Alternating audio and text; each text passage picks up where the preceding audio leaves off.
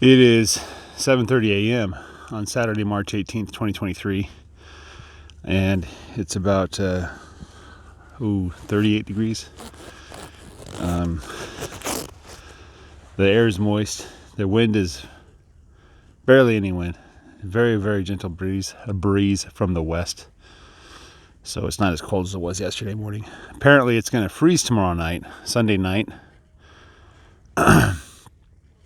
So, yeah, it says it's gonna get down to 27, which is new, but it looks like Thursday it's gonna get up to 77 degrees, and then from there, for the rest of March, it looks like it's gonna be above 70. Maybe a couple of days that are like 68, but we're gonna get some warm weather. So this is where the line was. Let me just kind of stand. You can kind of tell on the left there's the white flowers, and on the right there isn't. Well, I wouldn't say they're completely absent. There's some left. But that's what they did. The cows that are mooing, they're mooing for their calves. We separated them yesterday, if you didn't see yesterday's video. Number 6 got out somehow. So number 6 is down there next to the calves, but not with the calves. So she's mooing and her calf is mooing, and I need to get number 6 out here, but I can't do it myself, and I don't have time for that right now. It is sunrise. I tried to time it so I'd come out here just when the sun pokes its head over the horizon. There's some clouds, unfortunately. I always like watching sunrise. If I'm particularly interested in the sun right now, it's because we're very close to equinox, which is March 20th, I believe. So Monday will be an equinox. Equinox is the halfway point between the two solstices. Solstices are the longest and shortest days of the year. So for those of us who care about the sun, it's kind of an interesting event and time. So, oh man. Looks like there's clear skies up north. Let me just kind of scan the horizon here. But we're under cloud cover right now. Clouds that are streaking from the southwest across the sky. Anyway. Photographers are interested in the golden hour. That's when the sun is near the horizon and everything is bathed in a nice orange red light rather than the typical blue, yellow. So I was hoping to get some of that, but clouds.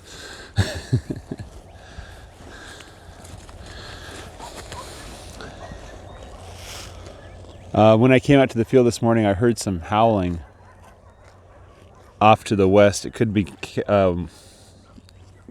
dogs. It could be coyotes. I don't know. One of my neighbors does keep a wolf, which is interesting. I've always been fascinated by wolves.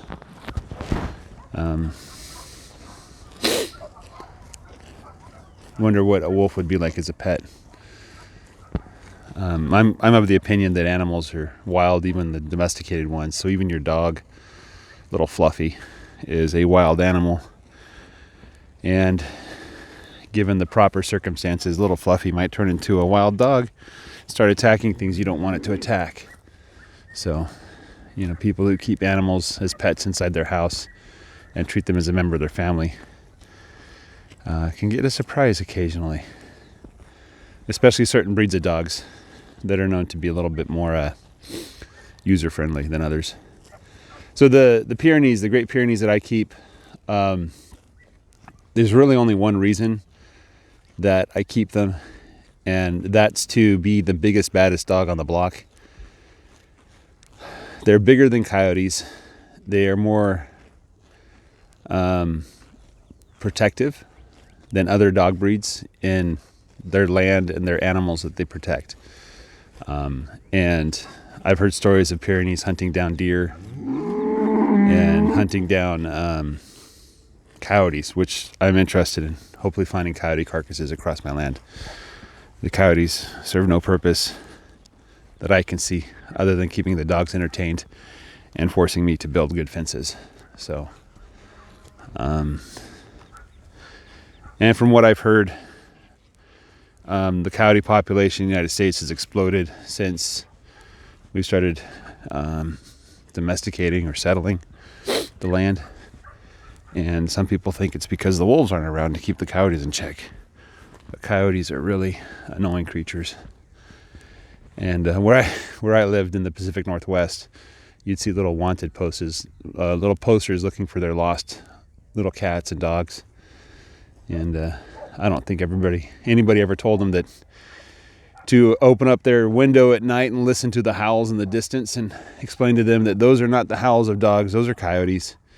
And the coyotes move around at night and they find little Fluffy and they eat them for a snack. So if you were to find little Fluffy, it'd be a pile of bones. So you see those little lost animal pictures all over, because coyotes are not as scared of humans as you might think, and they show up in even cities, prowling the streets at night. So coyotes are just annoying. I don't like them. I haven't seen one yet, but I know they're there. I can hear them at night. And one of my friends in this area was able to get his eyes on one and shoot one.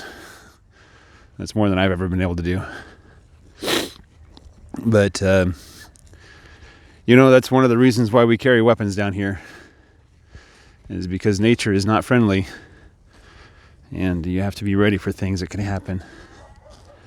So I've learned also to carry a sharp knife. One of my chickens was attacked by a hawk and had a big gaping hole or something. I forget. Oh yeah, the wing was broken with the bone protruding, and there's no hope for that chicken other than a miserable death due to infection or whatever. So having a sharp knife is nice to have, because sometimes you have to give a mercy kill or whatever you want to call it. But anyway, this is a beautiful morning. Let's not talk about coyotes. No, I did hear the howling in the distance. I hope it was his dogs and not something else. So, and dogs do sometimes howl. The wild dogs do occasionally come through too. So dogs will form packs, and they'll cause problems in their own right.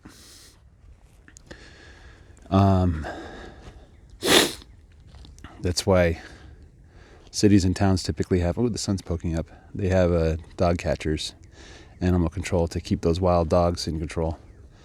When they form a pack, they can be serious trouble.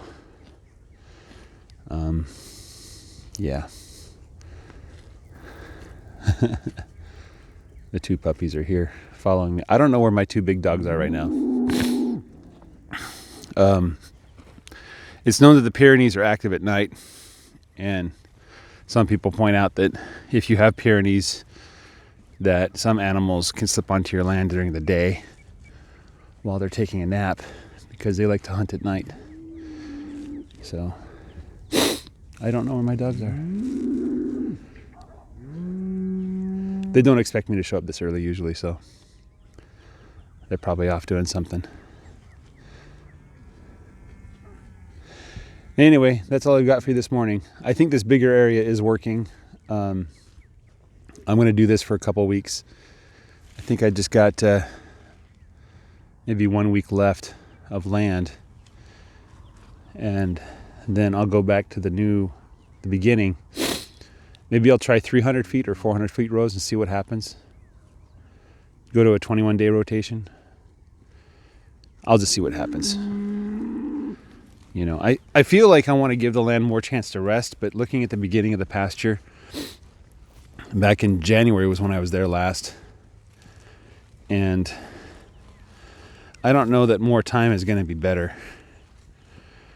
I kind of want to dig into that grass, and one of the things that I learned growing a lawn was, in the spring I would let my grass grow a little tall and then mow it down. And that first mowing, if I timed it right, the lawn would explode over the next couple weeks. So, and I have the instinct right now to just grab a lawnmower and start mowing my pasture, to wake up the grass, give it a boost, encourage it to do the right thing rather than form clumps. So maybe it is time to do tip grazing. Maybe that's what I'll do. Maybe what I'll do is set up a fence at 400 feet, put the sheep and the bulls in, and then